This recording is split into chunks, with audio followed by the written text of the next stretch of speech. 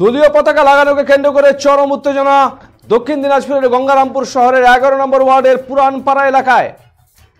এদিন পতাকা লাগানোকে কেন্দ্র করে তৃণমূল ও বিজেপি কর্মীদের মধ্যে সংঘর্ষ বাধে। তাতে মোট 4 জন তৃণমূল ও 4 জন বিজেপি কর্মী আহত হয়েছেন বলে খবর। আহতরা হাসপাতালে চিকিৎসাধীন রয়েছেন। এই ঘটনার খবর পাওয়া মাত্রই এলাকায় ছুটে যান গঙ্গারামপুর থানার আইসি শান্তনু মিত্র সহ বিশাল পুলিশ বাহিনী। নামানো হয় কেন্দ্রীয় বাহিনীও। ঘটনা কিছুই হয়নি, দুজনের দুই পক্ষের পার্টি ফ্ল্যাগ লাগানো হচ্ছিল। দুই পক্ষে কথা পর ওনার যে জায়গু ছিল নীলু শীল, উনি ফট করে 2-4টা আপাতত গালিগালাজ করে। তারপরেই উনি একটা ফট করে ধাক্কা মারে আমার গায়ে। তারপরে ওনার সারাটা প্রথমে হিট করে ইট দিয়ে। তারপরে আমি বলতে পারবো না, আমি সেন্সেস ছিলাম। আমি পরবর্তীকালে যখন চোখ খুলে আমি হসপিটালে। কারা মারলো? ওদের নাম কি? ওদের নাম সঞ্জয় শীল, ওর ভাইয়ের নাম বলতে পারছি না এখন, ধনঞ্জয় শীল।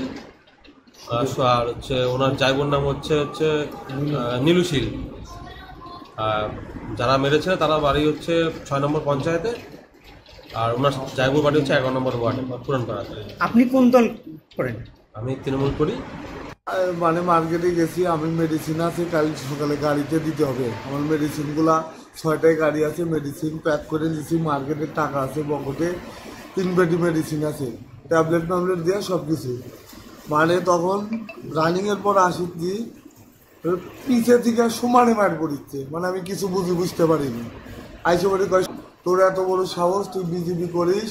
আমি বলছি আমি এখানে দায়িত্ব আছি, শক্তি কেন্দ্রের প্রমুখ হিসেবে পঞ্চায়েতে দায়িত্বে আছি। আমি তো পঞ্চায়েতে কাজ করেছি, এখানে আমাকে দায়িত্ব দিচ্ছে তুই ফেলাক লাগাইস, আবার তুই হতেই করেছিস, সেখানে দেওয়াল লেখাস, তোর এত বড় সাহস কে দিচ্ছে? তারা বিপ্লব মিত্র ফোন করেছি, ওই এখনই পুলিশ নিয়ে আসছি, দেখ সবই করবো, বাড়ি পুরা দেবো, বুঝলা যা তা।